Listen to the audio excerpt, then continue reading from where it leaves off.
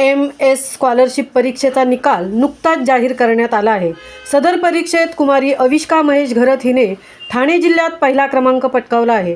अविष्का महेश घरत ही ज्ञानविकास संस्था कोपरखैरणे नवी मुंबई या विद्यालयाची विद्यार्थिनी आहे।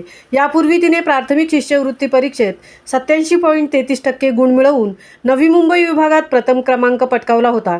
NMS स्कॉलरशिप परीक्षेत अविष्का घरतने मिळवलेल्या या घवघवीत यशात सारिका अजित देशमुख यांचे मोलाचे मार्गदर्शन लाभले आहे। सदर परीक्षेत ज्ञानविकास विद्यालयाचे ओमकार तानाजी काळे, वैष्णवी संतोष शेलार, शिवराज अनिल चटाले, सत्यवान संदीप धापते, आयुष किशोर सोलंकर, रसिका रमेश शेळके, दिशा रामू महाले हे विद्यार्थी शिष्यवृत्तीस पात्र ठरले आहेत। सदर परीक्षा महाराष्ट्र राज्य परीक्षा परिषदेतर्फे घेण्यात आली होती।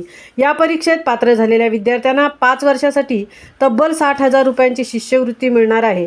विद्यार्थ्यांना मिळालेल्या या यशाबद्दल विद्यार्थ्यांचे मार्गदर्शक व शिक्षकांचे विद्यालयाचे संस्थापक अध्यक्ष PC पाटील, ज्येष्ठ संचालक बळीराम म्हात्रे, प्रशासकीय अधिकारी रामदास बिडवे, अध्यक्ष प्रसाद पाटील, मुख्याध्यापक SS कापडनीस, शिक्षक व शिक्षकेतर कर्मचारी यांनी कौतुक केले आहे।